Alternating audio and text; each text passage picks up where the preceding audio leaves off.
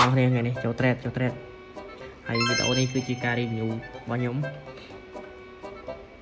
ខ្ញុំបានចូលផ្សារនៅថ្ងៃសុក្រថ្ងៃចុងសប្តាហ៍យើងហ្នឹងហើយអ្វីដែលខ្ញុំចូលផ្សារគឺខ្ញុំអត់មានអីញ៉ៃញ៉ៃច្រើនទេខ្ញុំមើលតែតាម flow របស់ផ្សារថាវាឡើងឬវាចុះហើយខ្ញុំចាប់ដើមរើចំណុចដែលគួរ buy ឬក៏គួរ sell ហើយនៅពេលដែលខ្ញុំថ្ងៃសុក្រនេះគឺសយមែនទែនពី position វា CSL ទាំងពីរហើយបានឡើងទៅ TP គឺខកចិត្តខ្លាំងមែនទែនហើយអ្វីដែលខ្ញុំចូលគឺខ្ញុំអត់មានអីញ៉ៃញ៉ៃទេគឺខ្ញុំស្វែងរកកន្លែង support FVG ហើយនឹងចំណុចដែលគួរ entry ចូលហើយនៅពេលតម្រង់ចេញបែបនេះខ្ញុំគិតថាវា respect FVG ហើយវាលោតវាធ្លាក់មកក្រោមវិញយើងរើចំណុចណាដែលគួរ sell បានហើយខ្ញុំបានរើចំណុច sell ហើយប៉ុន្តែហួសចិត្តខ្លាំងមែនទែនដោយសារផ្សារវាប្រែប្រួលខ្លាំងពេកវាប្រែប្រួលលឿនណារយៈពេល trade ពេលដែលខ្ញុំ trade ហ្នឹងខ្ទង់ម៉ោង7ម៉ោង8អញ្ចឹងផ្សារបងមកពេញ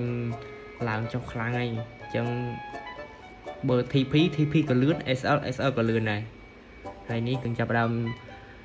ចូល sell យើងដាក់ limit យើងនៅខាងលើនោះតម្លៃ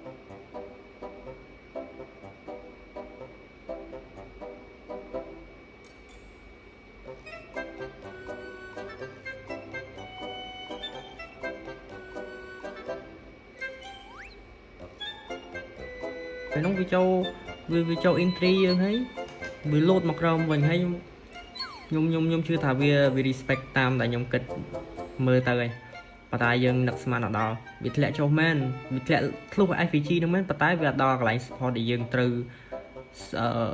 close position យើងឯងវាចុះអត់ដល់ឯងហើយវាចុះបានពាក់កណ្ដាលហើយ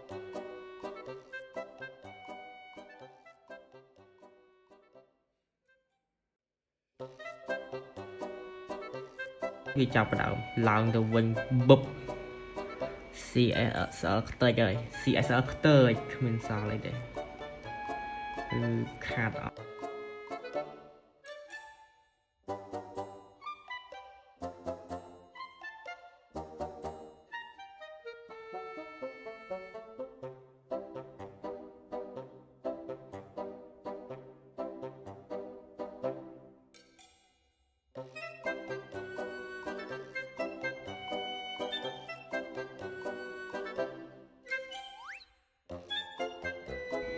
កាល SL ឡើងលើគេថាវាចុះមកវិញវាដែរកាលឡើងលើហើយវាទៅតទៅ CSL យើងតបានជាយើងដាក់ SL តទៅប្រហែលលេខទៀតក៏វាត្រូវ CC ហើយវាអត់ខ្វល់ពីយើងនេះអានេះហើយ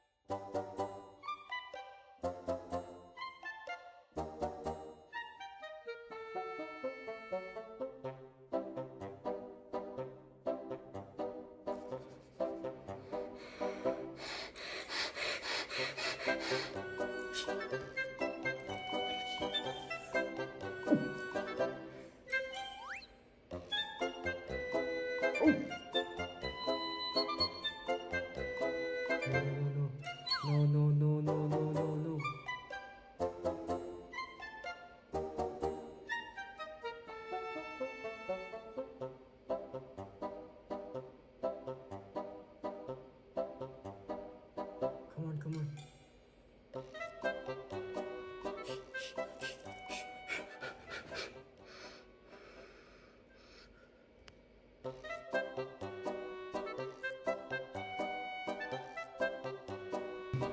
Mặt bọt với tíchនៅពេលដែលខ្ញុំចូល position ទី2ជាមួយ CSL ខ្ញុំយ៉ាងម៉េចអូខេវីដេអូយើងមានតែប៉ុណ្្នឹងទេអូខេ bye